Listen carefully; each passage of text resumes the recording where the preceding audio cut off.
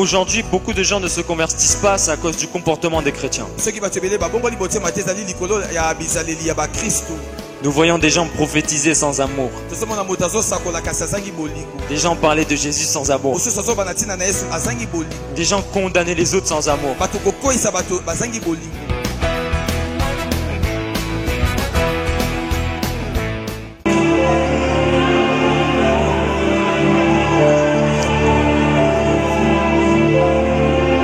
Saint-Esprit, Saint-Esprit, Saint-Esprit.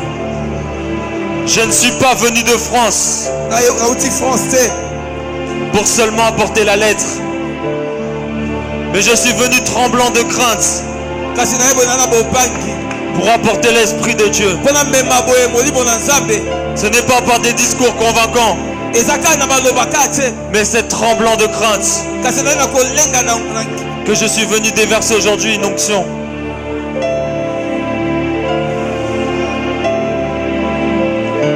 Levez bien vos mains. Ici, il y a des gens appelés au prophétique. Je prie que Dieu t'active maintenant. Maintenant. Maintenant. Maintenant. Maintenant. Maintenant. Maintenant. Maintenant. Que tous ceux qui sont appelés au prophétique soyez activés. Dieu veut vous utiliser dans votre génération. Je prie qu'une onction prophétique soit déployée dans la salle.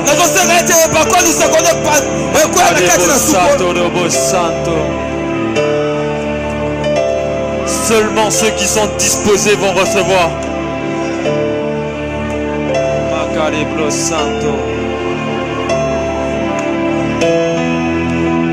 Père, je prie que tu guéris les foies.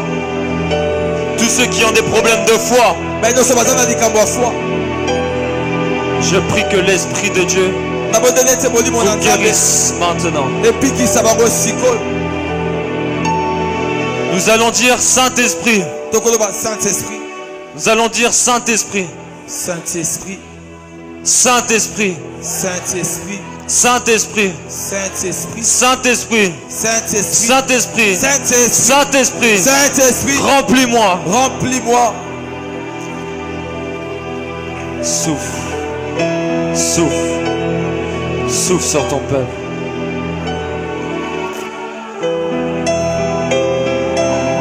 Yes. Yes. Yes. Dieu ne veut pas faire comme d'habitude. Dieu aujourd'hui veut t'équiper de puissance. Dieu aujourd'hui veut te mandater pour ta génération, pour ton pays.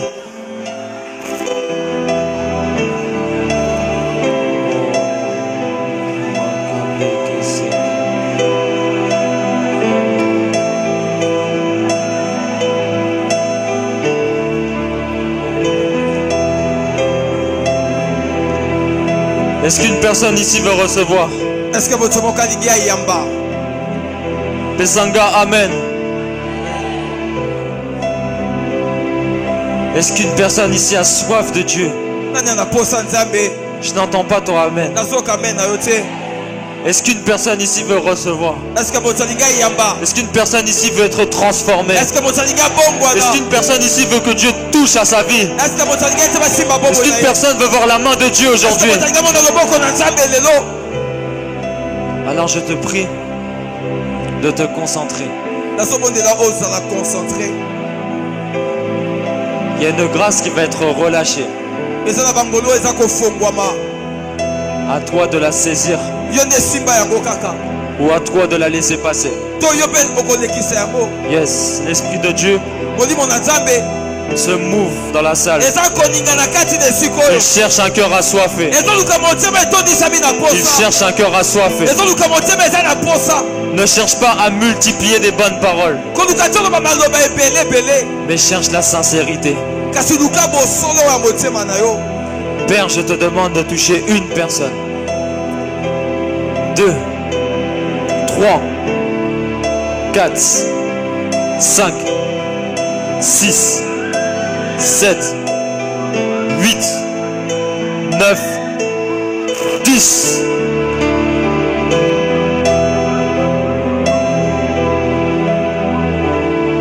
Je prie que tu restaures ceux qui ont été violés.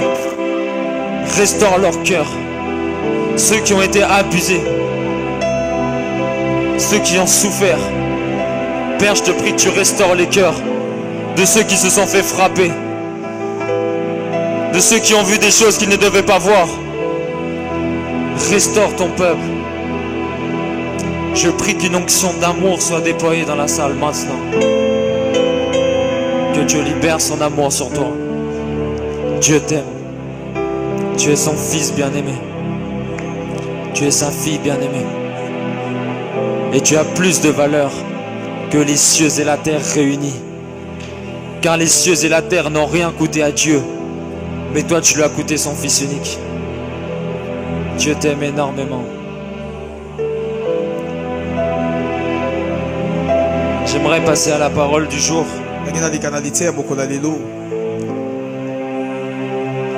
La Bible dit: a soif qu'il vienne à moi, et des fleuves d'eau vive couleront de son sein. Un fleuve d'eau vive vient faire fleurir tout ce qui était fané. Tu sais, quand tu penses à ta vie il y a 2 ans, il y a 5 mois, tu es comme triste parce qu'avant tu étais plus haut spirituellement. Aujourd'hui, je prie qu'il y ait une onction de restauration. Amen. Est-ce qu'aujourd'hui, respectueusement, on peut s'asseoir dans la présence de Dieu?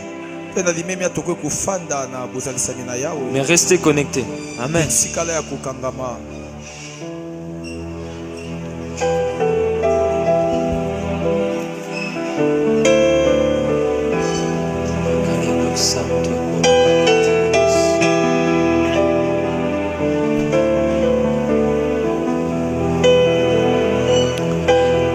La Bible nous dit dans le psaume 119-105,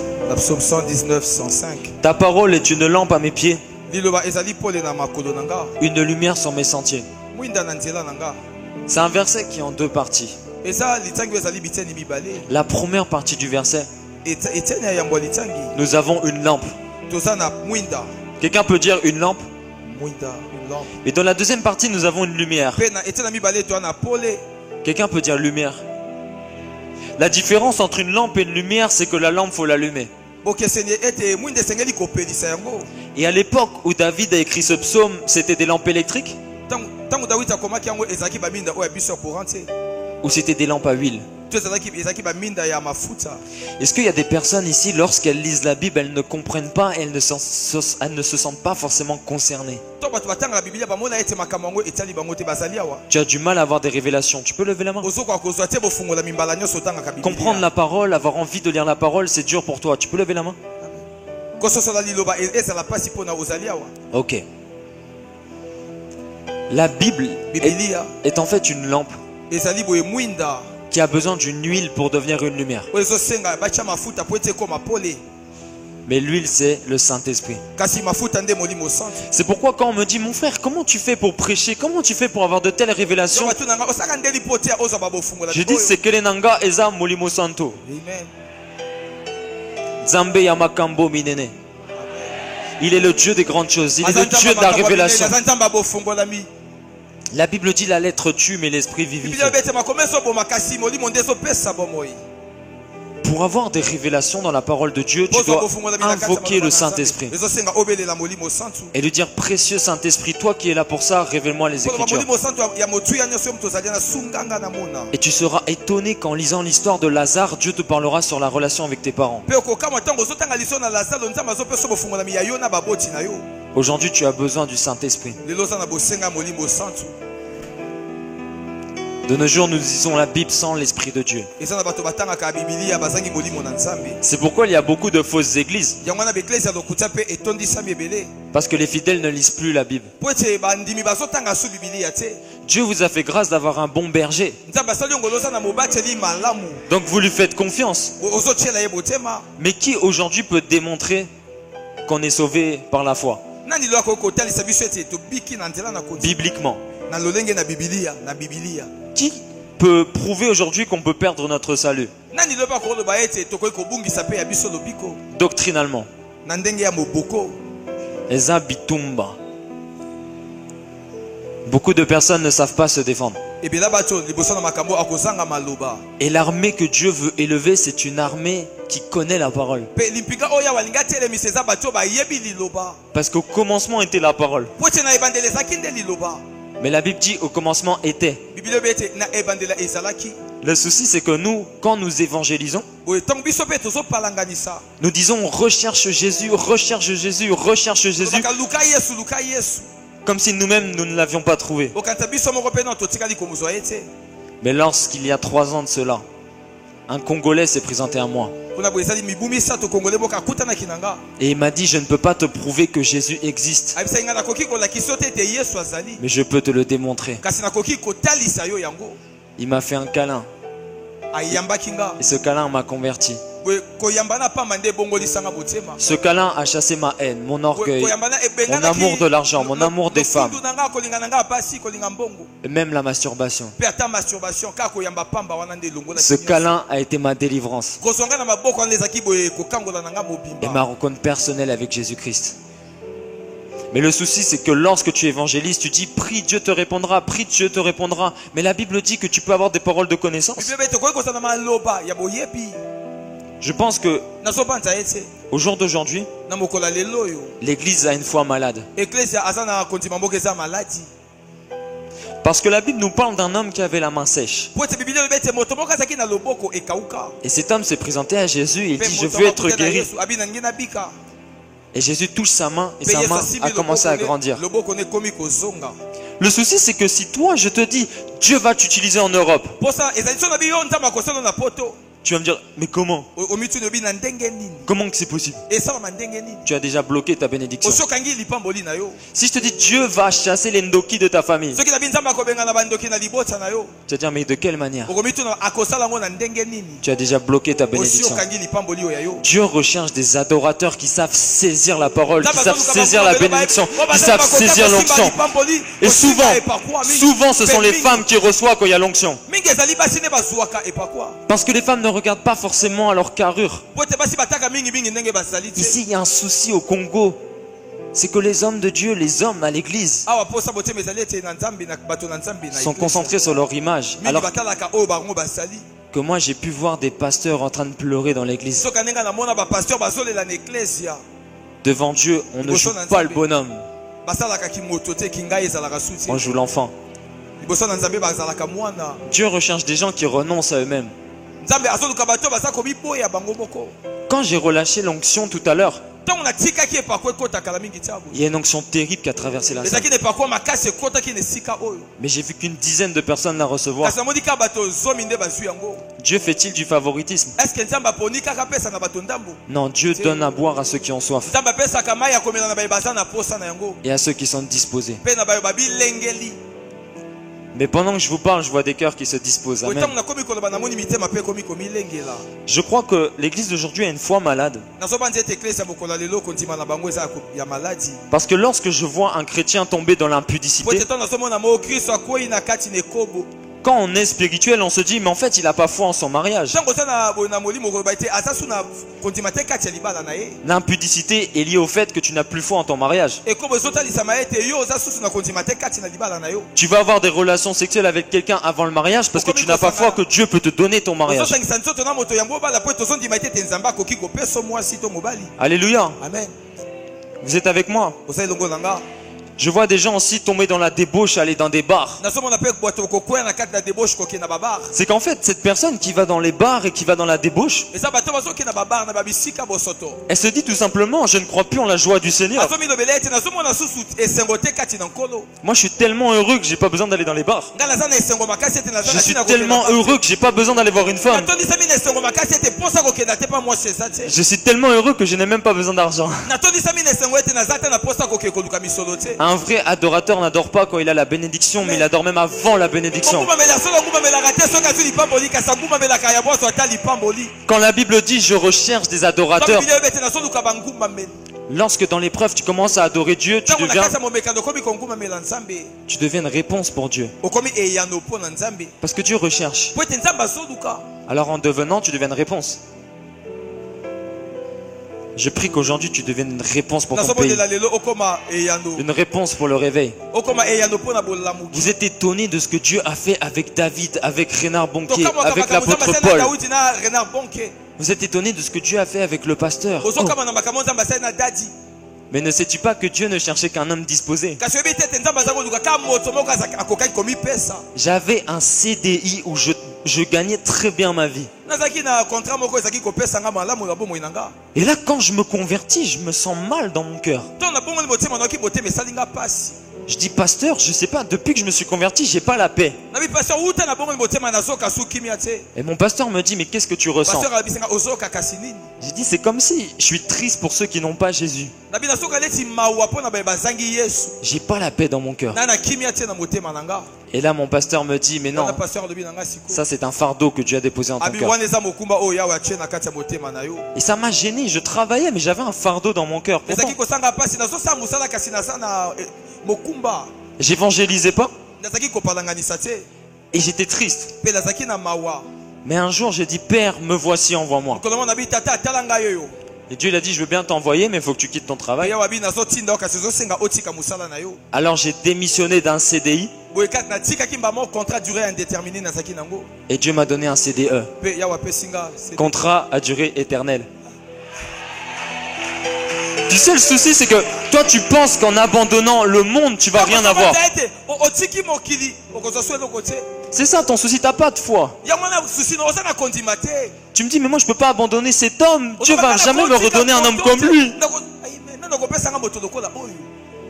Je ne vais jamais abandonner cette femme, j'en aurai jamais une comme elle. Ok. La Bible nous parle d'un homme riche.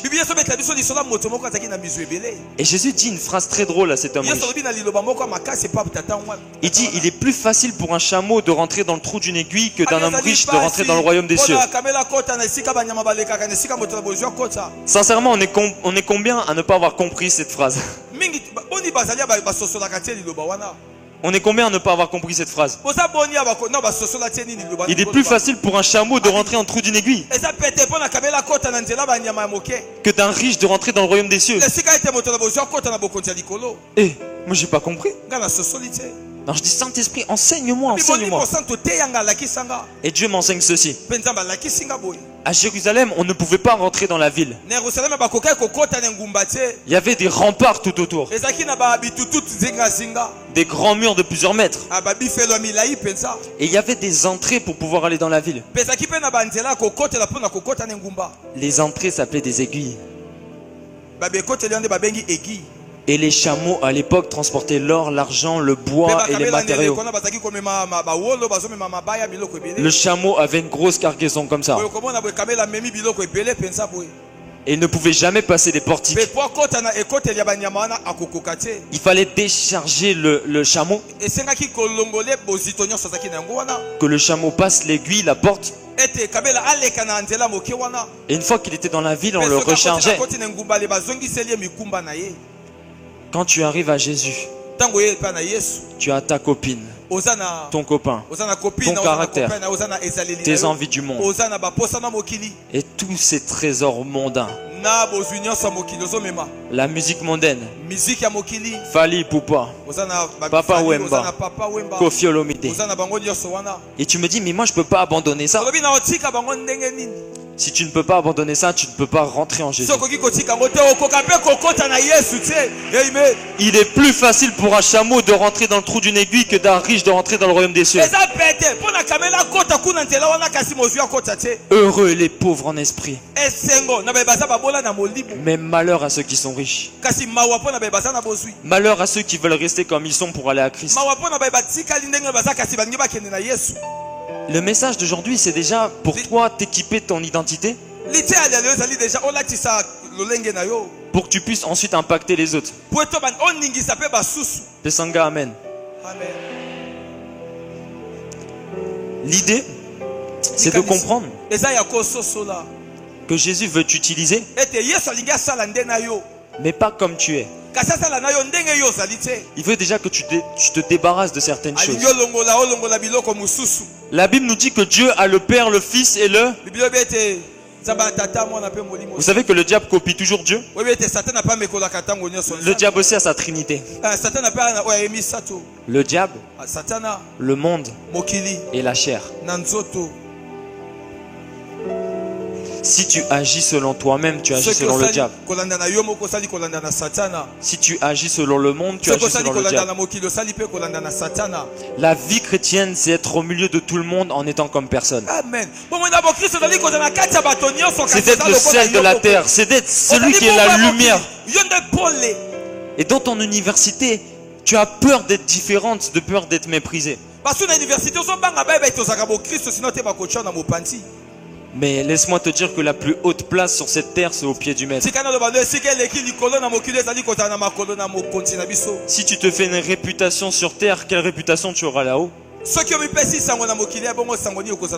Moi, quand je ne suis pas persécuté, je me remets en question. Quand tout va bien.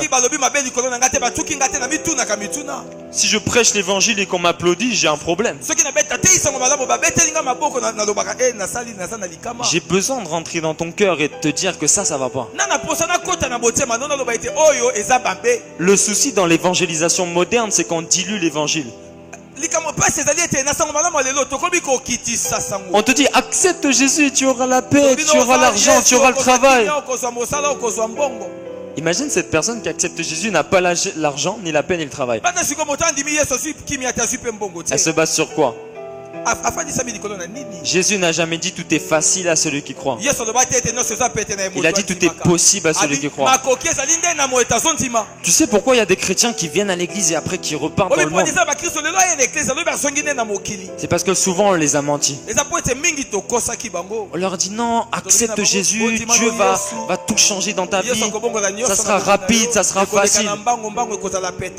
Jésus non, lui a dit si quelqu'un veut me suivre, qu'il se renonce à lui-même et qu'il se charge de sa croix. La vie chrétienne n'est pas facile, mais elle est possible. Elle n'est pas facile. On vous a menti si on vous a dit que c'était facile. Moi-même, c'est très dur. Le pasteur, ça a été très dur. Nous avons vécu des trahisons, des mensonges, des vols. Mais laissez-moi vous dire que lorsque tu te fais voler, il s'agit d'une offrande involontaire. Dieu te restitue beaucoup mieux. Alléluia. Amen. Je ne suis même pas encore dans mon message, excusez-moi. La Bible nous dit dans Matthieu 24, verset 14.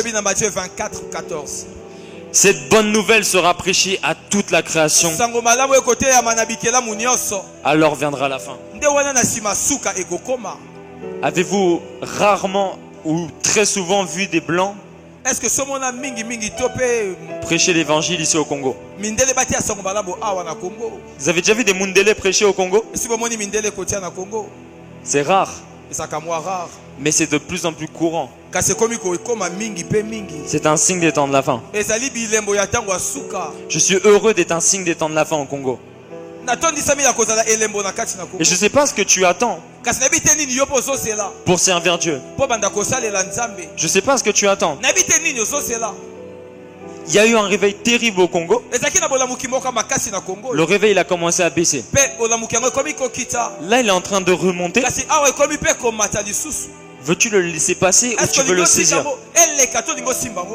J'ai fait plein de pays. J'ai été en Thaïlande, j'ai été en République Dominicaine, j'ai été aux îles Fuerteventura, îles Canaries, j'ai été en France, j'ai été en Suisse, j'ai été en Belgique, j'ai été en Martinique, j'ai été en Guadeloupe, j'ai été en Maroc, Tunisie, Égypte, Algérie, Sénégal. Quand je suis arrivé au Congo, j'ai dit mais c'est quoi ici? L'atmosphère spirituelle, elle est tellement favorable. Je me mets à genoux, je dis Père, je te rends grâce. Et je sens l'onction descendre sur moi comme si j'étais en jeûne depuis 3 jours.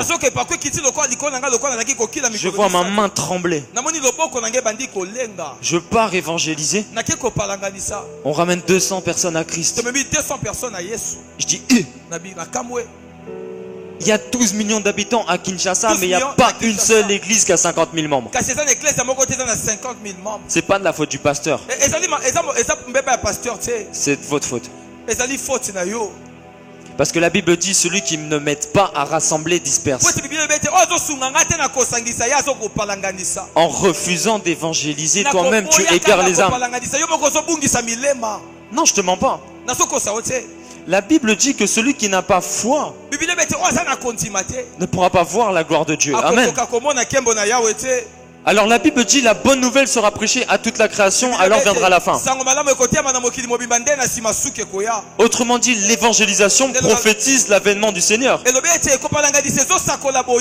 L'évangélisation prophétise le retour de Jésus. La Bible dit que la foi sans les œuvres est vaine. Donc celui qui évangélise est en train de démontrer sa foi en l'enlèvement.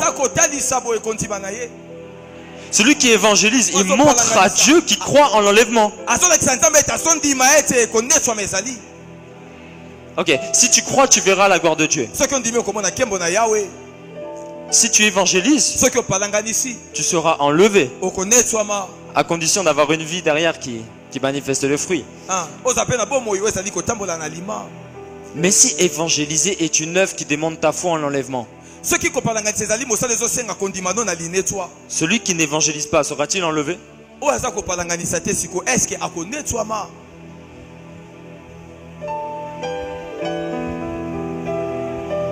Tu ne témoignes jamais. Tu n'évangélises jamais.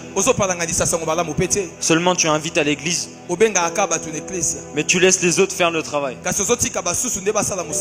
Tu n'évangélises pas. Tu ne travailles pas à l'expansion du royaume. Et tu crois que Dieu va t'enlever? Parce que ta vie est une prédication. La Bible nous dit dans Apocalypse 12 au verset 11 qu'ils l'ont vaincu grâce à la parole de leur témoignage. Lorsque tu vas mourir, tu seras comme une semence. Tu vas porter quel fruit? Tu ne pourras pas te justifier. Parce que quand le pasteur te reprend, tu lui dis non pasteur, faut me comprendre. Non pasteur, j'étais un petit peu timide, tout ça. Et puis le pasteur a compassion de toi. Mais là-haut, tu ne pourras rien dire. Est-ce que en regardant ta vie, tu as une vie de conquérant? Ça fait combien de temps que tu as gagné une âme?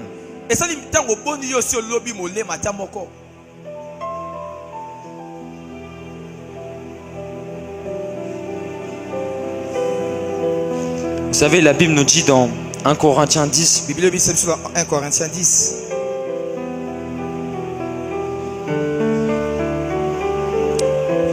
Frères et sœurs, je peux le lire en entier. Frères et sœurs, je ne veux pas vous laisser ignorer que vos ancêtres ont tous été dans la nuée et qu'ils sont tous passés à travers la mer. Ils ont été baptisés en Moïse dans la nuée et dans la mer. Ils ont tous mangé la même nourriture spirituelle. Ils ont tous bu la même boisson spirituelle. En effet, ils buvaient à un rocher spirituel qui les accompagnait et ce rocher était Christ. Mais la plupart d'entre eux n'ont pas été approuvés par Dieu puisqu'ils sont morts dans le désert. Or, ces faits sont arrivés pour vous servir d'exemple afin que nous n'ayons pas de mauvais désirs comme eux en ont eu. Ne devenez pas idolâtres comme certains d'entre eux. En effet, il est écrit, le peuple s'assit pour manger et pour boire, puis il se lève pour s'amuser. Ne nous livrons pas non plus à l'immoralité sexuelle comme certains d'entre eux l'ont fait, de sorte que 23 000 sont tombés en un seul jour. Ne provoquons pas Christ comme certains d'entre eux l'ont fait, si bien qu'ils sont morts victimes de serpents. Ne murmurez pas comme certains d'entre eux l'ont fait, de sorte qu'ils sont tous morts sous les coups du destructeur. Tous ces faits leur sont arrivés pour servir d'exemple. Ils ont été écrits pour notre instruction, à nous qui sommes parvenus à la fin des temps. Ainsi donc, que celui qui croit être debout fasse attention à ne pas tomber. Quand tu lis la parole, le Dieu de l'Ancien Testament et le Dieu du Nouveau Ce qui s'est passé à Sodome et Gomorrhe se passera dans ta vie si tu ne fais pas attention. Pourquoi Dieu ne frappe pas quelqu'un qui pêche en 2018? Parce que dans l'Ancien Testament, quand un homme péchait, Dieu disait justice. Mais au jour d'aujourd'hui, quelqu'un a porté tes péchés. Seulement le sang de Jésus n'est pas un jacuzzi. Si aujourd'hui beaucoup de gens ne se convertissent pas, c'est à cause du comportement des chrétiens. Nous voyons des gens prophétiser sans amour. Des gens parler de Jésus sans amour. Des gens condamner les autres sans amour. Vous savez que moi, quand j'évangélise, je commence comme ça au Congo. Ndeko, je ne sais pas ce que les pasteurs t'ont dit. Je ne sais pas si on t'a condamné dans ton péché. Mais sache qu'arrêter de pécher ne te rapprochera pas de Dieu. Mais te rapprocher de Dieu te fera arrêter de pécher. Et la personne en fait est en train de sortir d'un esprit religieux pendant que je lui parle. Parce que la religion, c'est les moyens des hommes pour atteindre Dieu. Alors que la relation, c'est les moyens de Dieu pour atteindre les hommes. Jésus ne te demande pas 5 prières par jour. Jésus ne te demande pas de jeûner tous les jours. Jésus veut rentrer dans ton cœur et te donner l'amour dont tu as besoin. L'évangile repose sur l'amour. Des fois je prie, il n'y a pas de miracle. Une fois un footballeur professionnel se présente à moi à Paris. Et il avait une jambe plus courte que l'autre. Ce qui fait qu'il a une scoliose. Je prends ces deux jambes et je vois qu'il a une jambe plus courte. Je dis à la jambe gauche, jambe gauche, pousse. La jambe avance. Alors moi après je suis zélé. Je fais un service de guérison à Paris devant tout le monde sur des païens. Ce jour-là c'est terrible. Mais un jour, je suis arrivé à Paris dans une église et j'étais zélé. Je dis les malades venez devant. Ils viennent devant, je prie. Pas de guérison. Ah, j'ai dit père, tu m'as abandonné. Je prie, pas de guérison. Je repars et tout ça, je suis mal à l'aise. J'appelle mon mentor, je dis oh mais qu'est-ce qui se passe? Il dit Dieu t'a confondu. Parce que tu avais basé ton ministère sur des miracles. Alors que la Bible dit les miracles passeront. Mais l'amour ne passera jamais. Et c'est ça le problème au Congo, c'est que des gens bâtissent leur ministère sur des prophéties. Même quand Dieu n'a pas parlé, il prophétise. Dieu ne lui a rien dit, il prophétise sur toi. J'ai déjà été dans une église ici au Congo. Le frère me reconnaît et il me dit j'entends Kospiel. J'avais envie de dire Rosa Makambo. C'est quelle doctrine de vouloir prophétiser tout le temps? La maturité d'un prophète se révèle dans sa capacité à se taire. Vos prophètes qui prophétisent toutes les 10 minutes, excusez-moi.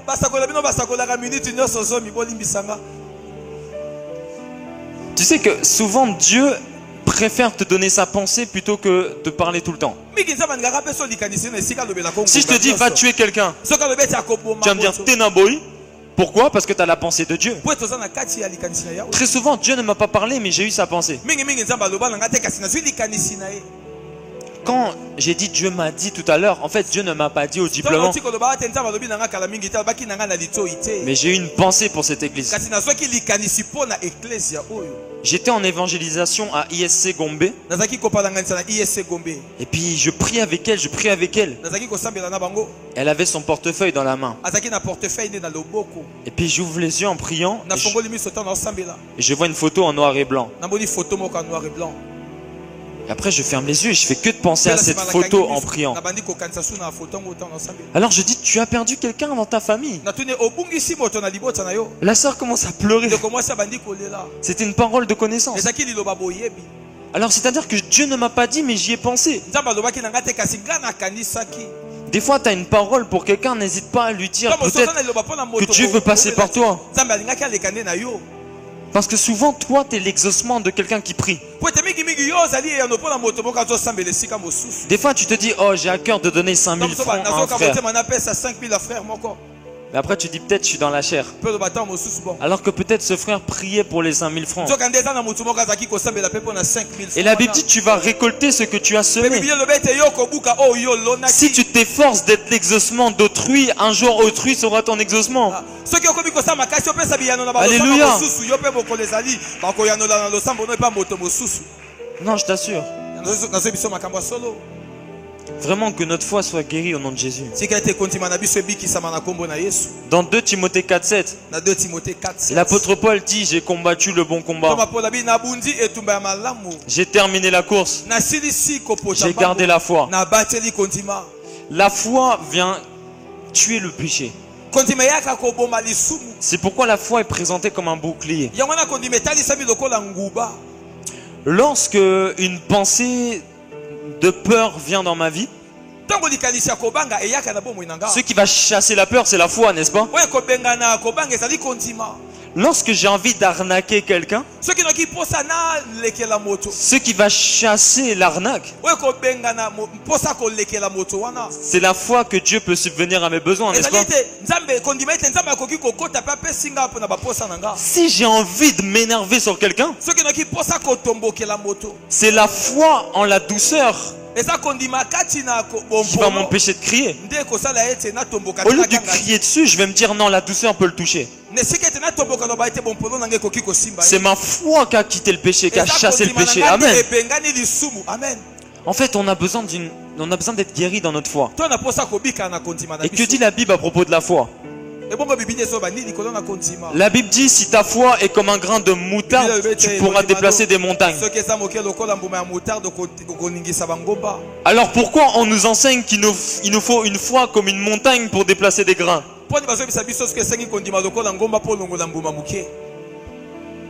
Ta petite foi marchera. Ta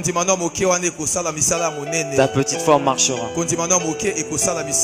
N'essaye pas d'avoir une grande foi ou une petite foi, mais veille sur l'objet de ta foi.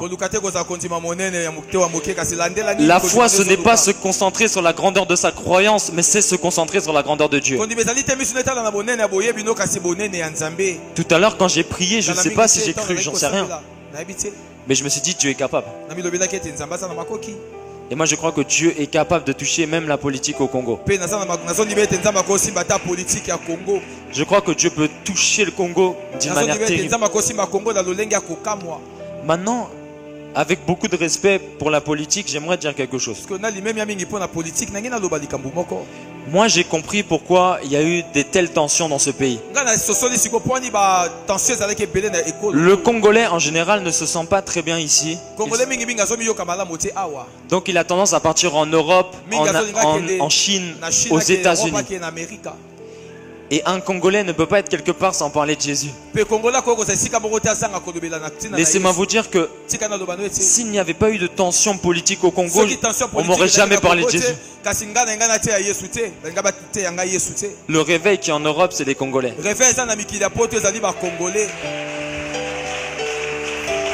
Le réveil qui est aux États-Unis, il y a une grande partie, c'est les Congolais. Les Congolais vont ouvrir des églises en Chine avec des interprètes chinois. Alors je dis merci à Dieu pour ses soucis au Congo. Ne vous inquiétez pas, tout concourt au bien de ceux qui aiment Dieu. Tu souffres pour ta nation, tu souffres pour ta patrie. Mais Dieu a utilisé cela pour sa gloire.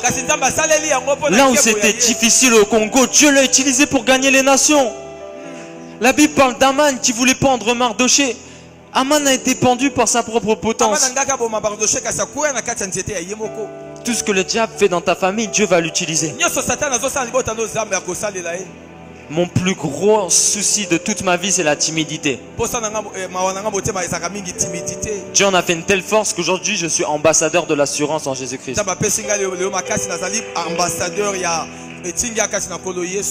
Tu n'as pas confiance en toi. Tu n'as pas d'estime de toi. Dieu utilisera cela pour que tu puisses gagner les cœurs. Tu ne te plais pas physiquement. Et tu as cette sensation d'échec dans ta vie. Dieu va te confondre aujourd'hui. Vous savez, pendant que je vous parle, je viens de voir un SMS. Une musulmane que j'ai rapportée à Christ me demande de se baptiser. Alléluia. Amen.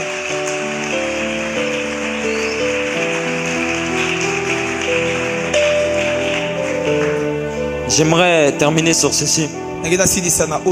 Le message d'aujourd'hui, c'était pour vous équiper de votre identité. Personne n'aura le ministère du pasteur. Personne n'aura le ministère du pasteur Marcelo. Personne n'aura mon ministère. Parce que la Bible dit dans Jean, dans le dernier chapitre, que Dieu fait dans le détail. Et tu es un détail. Et Dieu veut utiliser ton authenticité.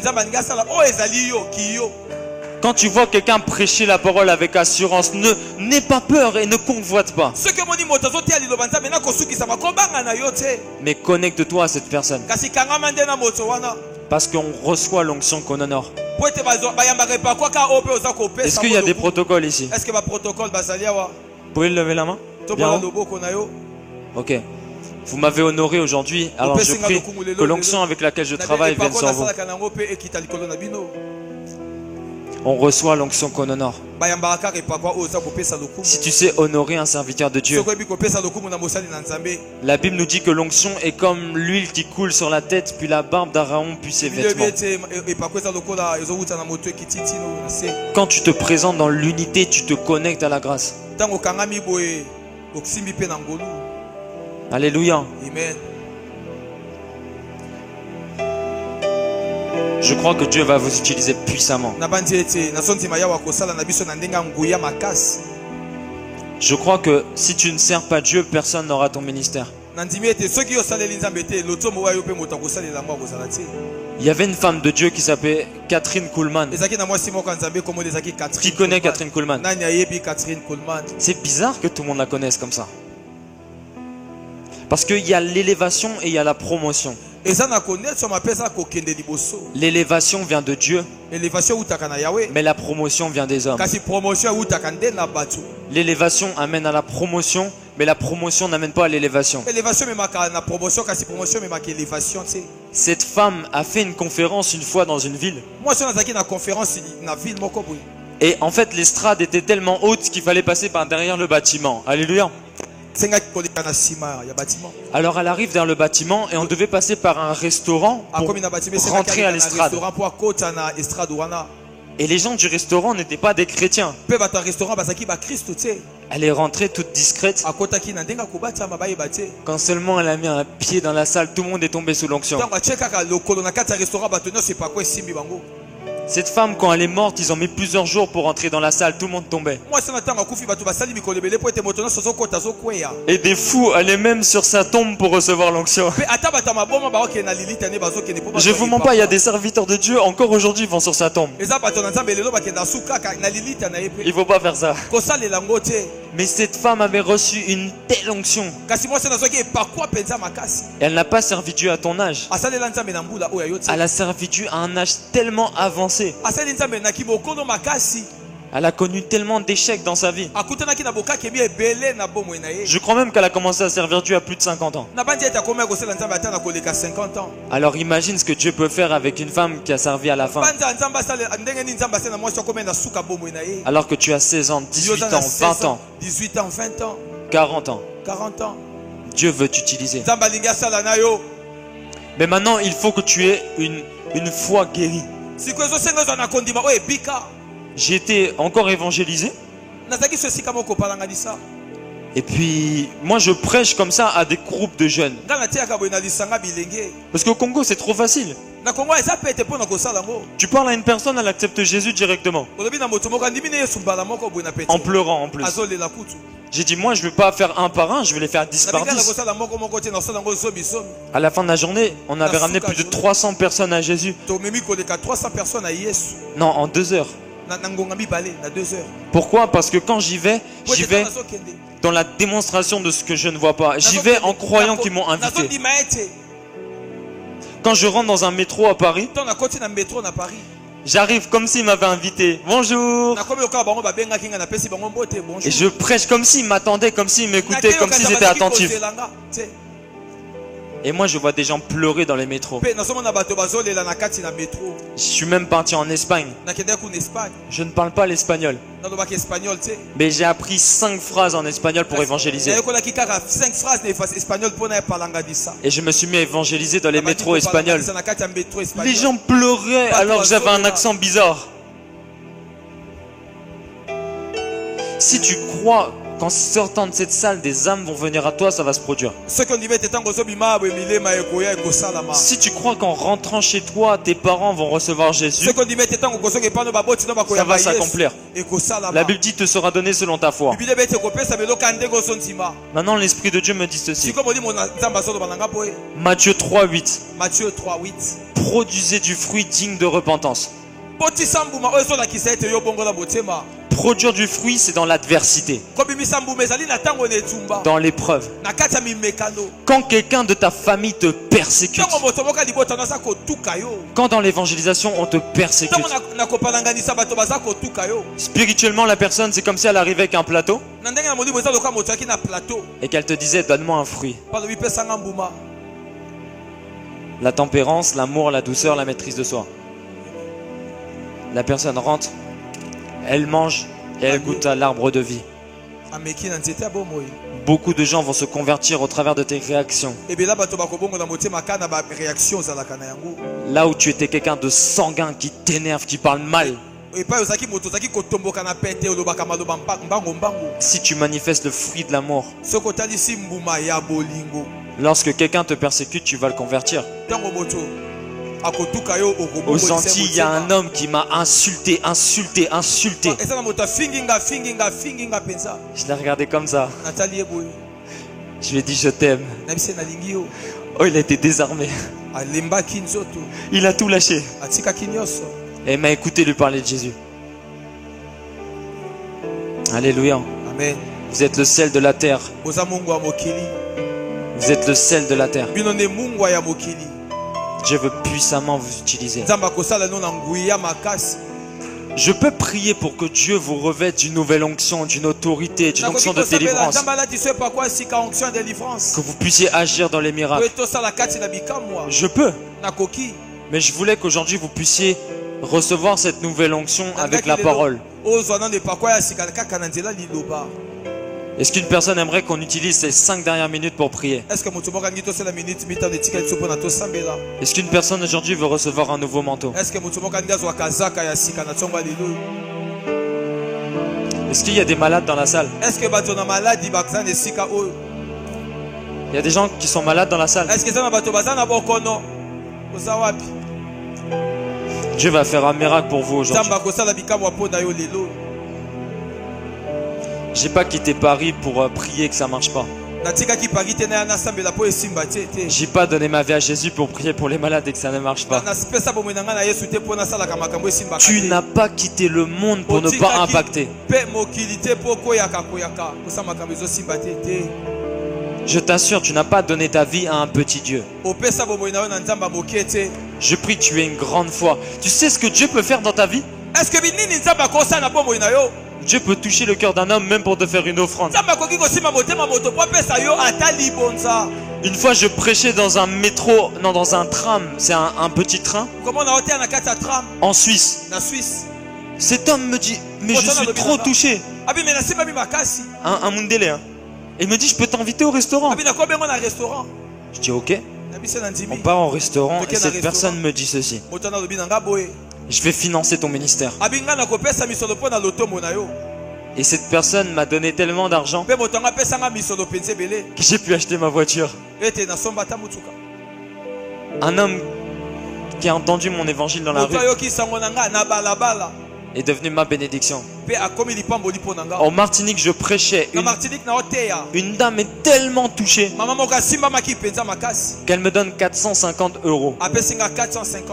Est-ce que vous savez combien c'est 450 €? C'est la moitié d'un salaire français des fois. Dieu peut utiliser un inconnu pour te donner de l'argent. Je prie vraiment que tu arrives dans cette dimension où quand tu arrives à Pullman, que des hommes d'affaires te regardent et te disent mais qui es-tu? J'ai à cœur de te faire un chèque. J'ai à cœur de te bénir. Ça c'est l'œuvre de l'onction. Je prie vraiment que tu puisses recevoir cette onction. Mais au-delà de ta prospérité terrestre, je prie que tu n'ailles pas en enfer. Je prie que tu puisses prendre conscience que l'enfer ne s'arrêtera jamais. Des fois tu as du mal à quitter le péché. Mais sache que ce monde n'a rien à t'offrir. Il faut vraiment que tu te donnes à Jésus-Christ. J'aimerais tellement vous transmettre ce cœur que j'ai. Vous savez comment c'est l'enfer? L'enfer c'est terrible. Ça s'arrête jamais, jamais, jamais, jamais. Je prie vraiment que tu comprennes que à l'époque tous les disciples étaient des chrétiens. Mais est-ce qu'aujourd'hui tous les chrétiens sont des disciples? Alors, on va se lever, amen.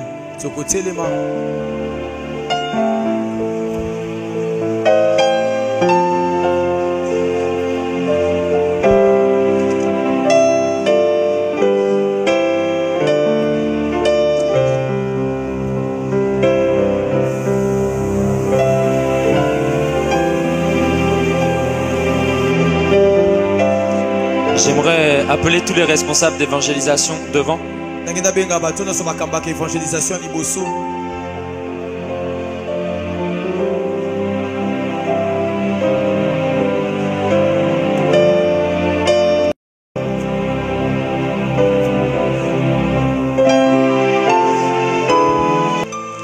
Je vais prier pour les responsables puis après pour l'église. Alléluia.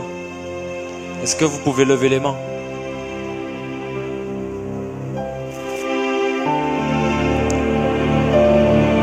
Père, je crois que tu étends ton bras, papa, sur cette jeunesse. Je crois, Seigneur, que tu poses ta main sur eux. Je prie au nom de Jésus que l'onction avec laquelle je travaille, l'onction de foule, l'onction de puissance, de délivrance, puisse être déversée. Merci Saint-Esprit pour ce vent frais qui souffle, ce vent frais qui souffle.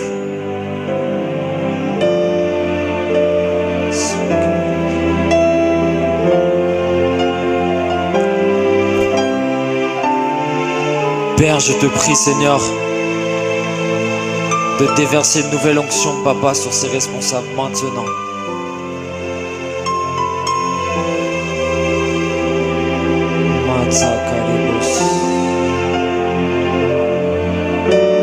Je te prie, Père, de les mandater dans l'évangélisation avec une nouvelle autorité.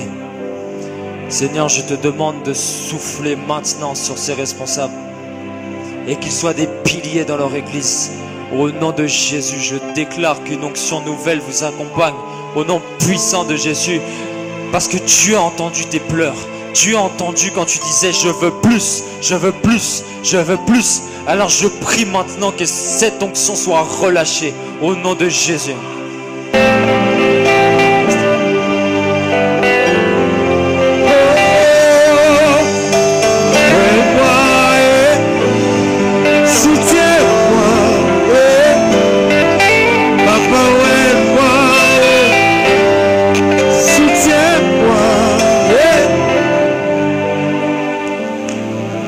Amen.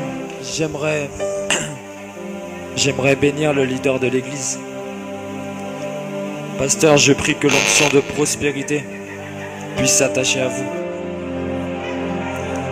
Que Dieu touche à vos finances. Que Dieu touche à vos finances. Et que la prospérité soit votre partage. Que Dieu bénisse votre famille, votre église.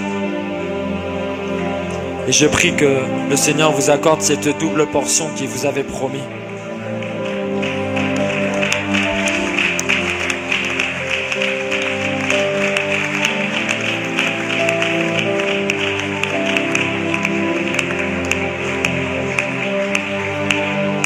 Quand je prie pour le pasteur, j'entends apôtre.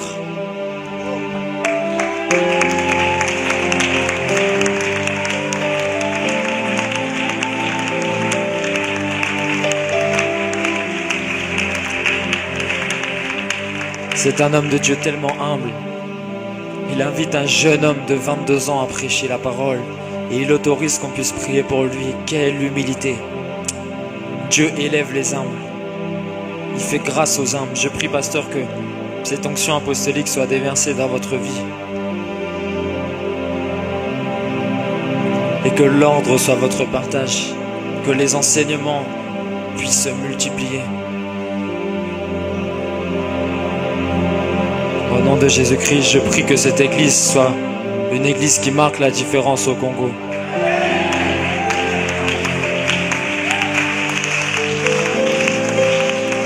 Tournez votre regard sur le pasteur et regardez l'amour qu'il a. Regardez l'amour qu'il ressent. Ayez ce cœur-là, s'il vous plaît. Ayez ce cœur d'amour. Regardez quel amour. Pourquoi les jeunes serviteurs deviennent si orgueilleux? Pourquoi? Pourquoi? Le cœur de Dieu bat pour les perdus. Pourquoi on est en compétition entre pasteurs? Pourquoi on est en compétition entre prophètes? Ne savez-vous pas que l'église est la seule armée qui s'entretue? Le cœur de Dieu bat pour les perdus.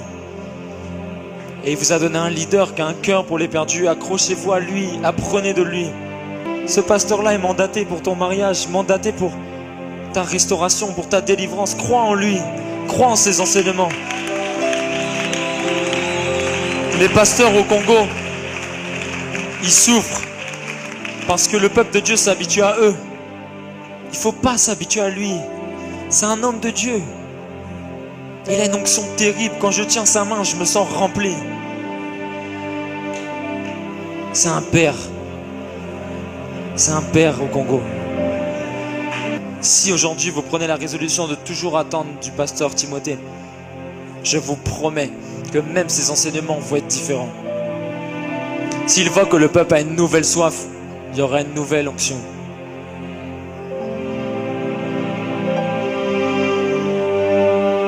Il y a une très forte chaleur quand je le tiens.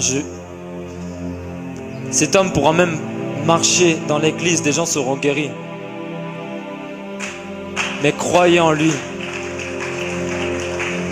Il n'est pas Dieu, mais il est le Père qui a été mandaté pour vous. L'honneur c'est pour les hommes, mais la gloire c'est pour Dieu. Mais gardez de l'honneur pour les hommes de Dieu. Vous ne savez pas le prix qu'il paye. Pendant que vous êtes en famille, lui il est à genoux, il demande des messages à Dieu. Pendant que toi tu manges du foufou, lui jeûne. Pendant que toi ta vie est apaisée et paisible, lui vit des épreuves pour toi. Alors respectez-le. Ça fait plus de 20 ans je crois qu'il est pasteur. Vous vous rendez compte ce qu'on peut vivre sur 20 ans. Priez pour votre pasteur. Ne commencez plus une seule journée sans prier pour lui. Il ne peut pas porter la charge du réveil seul. Alléluia. J'ai une forte conviction que le pasteur prie pour l'église parce qu'il y a comme une onction qui s'est déployée. Au nom de Jésus, j'ai terminé.